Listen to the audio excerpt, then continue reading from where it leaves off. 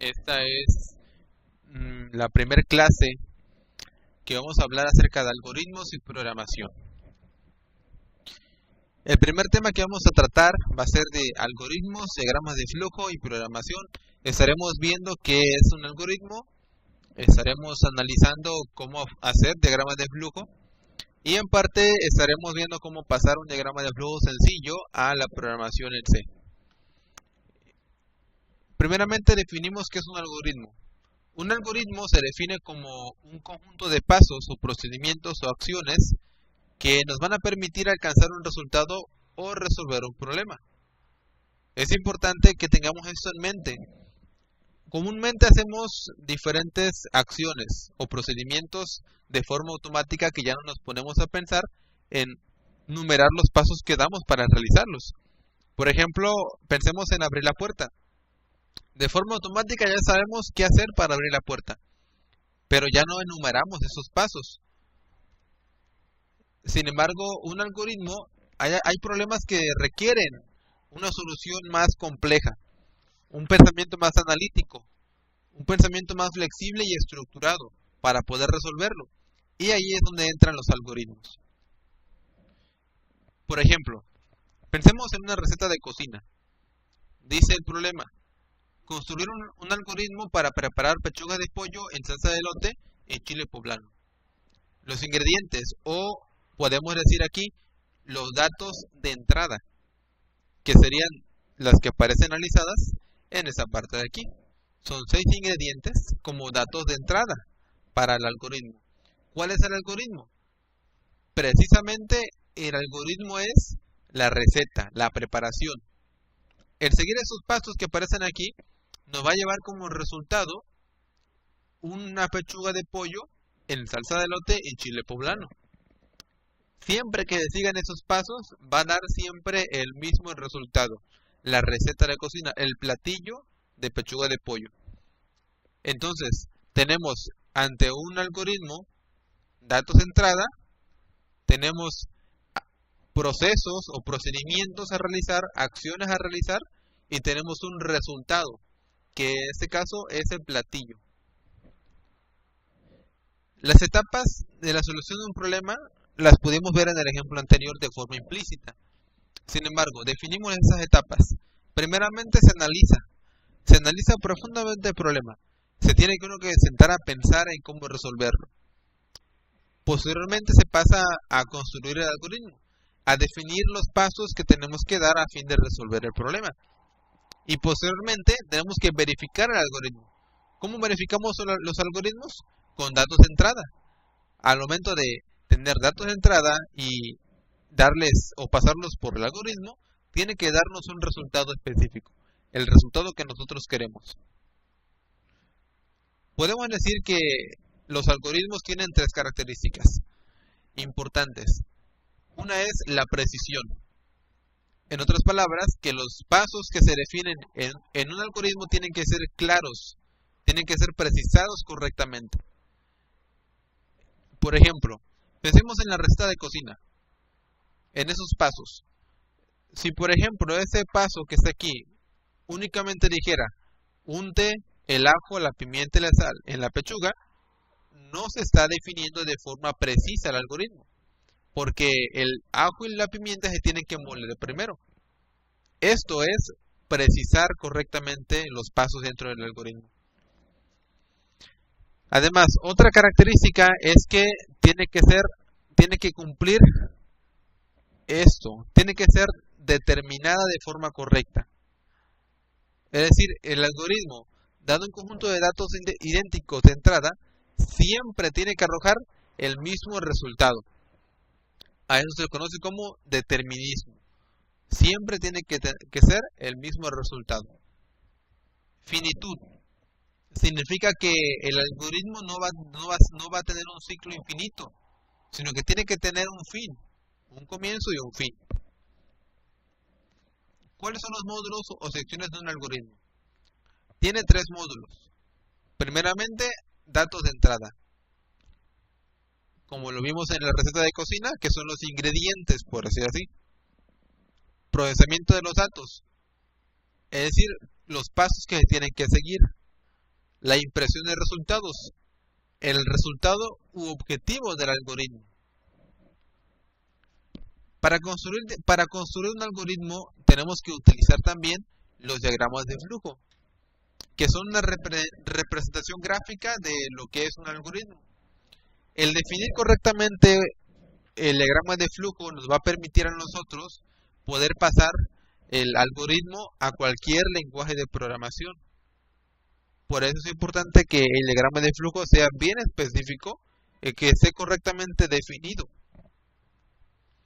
Es importante también que no se utilicen instrucciones propias de cierto lenguaje de programación. En estos videos que estaremos viendo, en estas clases estarán viendo cómo es que los diagramas de flujo precisados de forma clara y sencilla podemos pasarlos fácilmente a cualquier lenguaje de programación. Para poder construir un diagrama de flujo es importante conocer los símbolos. Este símbolo expresa el inicio y el fin del diagrama de flujo.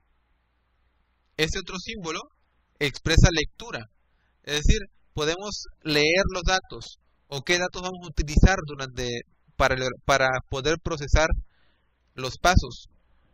Este otro símbolo significa un proceso, una instrucción. Por ejemplo, aquí se ponen dentro operaciones de asignación, como por ejemplo A igual a 15, B igual a 12, y operaciones aritméticas, por ejemplo B igual a 5 más 4, y cambios de valor de celdas de memoria, entre otras cosas. Este otro símbolo es utilizado para representar la impresión de un resultado, es decir, la escritura. En otras palabras, lo que se muestra en pantalla. Ese otro símbolo que aparece como un rombo significa decisión. Dentro de ese símbolo de rombo se almacena una condición y dependiendo del resultado que se tenga al evaluar la condición es como entonces va a tomar diferente ruta. De igual forma también este otro símbolo que se llama sí, entonces, si no, también de igual forma evalúa una condición y dependiendo de si se cumple la condición o no, es como la ruta que toma. A diferencia de los demás símbolos, este símbolo que aparece aquí se llama decisión múltiple o sí múltiple. Y lo que almacena es un selector. Evaluando el selector, dependiendo del valor que tenga, es la ruta que va a tomar el selector. Esos símbolos es importante que los conozcamos y los utilicemos correctamente, ya que con estos símbolos podemos conectar diferentes pasos que del algoritmo. Este otro símbolo significa conexión dentro de una misma página. Dentro de una misma página. Este símbolo es utilizado para expresar conexión entre diferentes páginas. Cuando no nos alcance una página de la hoja para poder crear nuestro algoritmo, podemos utilizar ese símbolo para conectarlo. Más adelante veremos cómo utilizarlo. Este símbolo es importante también porque expresa un módulo de un problema. Hoy en día no se utilizan módulos en programación. Se utiliza lo que se conoce también como funciones. También puede representar una función este símbolo que aparece aquí. ¿Cuáles son las etapas en la construcción de un diagrama de flujo? Como vimos, los símbolos se pueden representar de esta manera. Ese símbolo marca el inicio del algoritmo. Este símbolo marca la lectura de datos. Este otro marca el procesamiento de los datos y la impresión de resultados. Y el mismo símbolo de inicio, pero ahora con un fin. Se debe observar entonces que estas fases representan o presentan en la mayoría de los diagramas de flujo. Aunque esos símbolos que aparecen aquí, en ocasiones se repiten diferentes veces al entrar dentro de un ciclo o al realizar cierta condición, al tomar decisiones, al repetir ciertos pasos. Pero básicamente son los símbolos más utilizados durante todo el diagrama de flujo: lectura de datos, procesamiento de datos e impresión de resultados. Tenemos algunas reglas para la construcción del diagrama de flujo. La primera regla es que todo diagrama de flujo debe tener un inicio y debe tener un fin, cumpliendo así la característica básica de los algoritmos, la finitud. Otra regla es que las líneas utilizadas para indicar la dirección del flujo del diagrama deben ser rectas, verticales y horizontales. Nunca deben ser inclinadas, ni tampoco tienen que cruzarse de esa manera.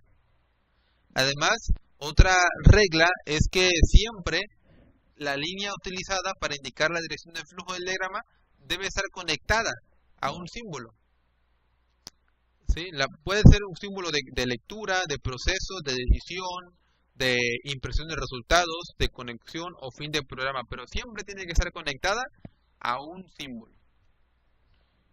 Otra es que el diagrama de flujo debe ser construido de arriba hacia abajo y de izquierda a derecha. Jamás se va a construir un diagrama de flujo de abajo hacia arriba o de derecha a izquierda. La notación utilizada en el diagrama de flujo también debe ser independiente del lenguaje de programación. Eso nos va a permitir entonces que el algoritmo lo pasemos a diversos lenguajes de programación. Es conveniente también que cuando realizamos una tarea compleja, poner comentarios que expresen o ayuden a entender lo que hicimos. Esto es importante porque nos permite documentar el sistema que vayamos a crear. Pero tampoco tenemos que exagerar en los comentarios, porque eso sería una forma poco legible de entender el algoritmo. Otra regla es que si el diagrama de flujo requiriera más de una hoja para su construcción, entonces debemos utilizar los conectores adecuados y enumerar las páginas convenientemente. Los conectores que vimos en la tabla anterior podemos utilizarlos. Una regla más es que no pueden llegar más de una línea a un símbolo, como de esta manera. Solamente tiene que llegar una sola línea. Si van dos líneas, entonces tenemos que hacerlo de esta manera. Otra forma, otro ejemplo, es que, por ejemplo, viene el flujo del diagrama por este lado, se conecta con el símbolo y continúa de esta manera, pero aquí hay una flecha que sale y se quiere conectar a este símbolo de proceso. Como podemos observar, existen ya dos flechas conectadas, por lo que esto es incorrecto. Podemos hacerlo de la siguiente manera, como aparece aquí, a la derecha.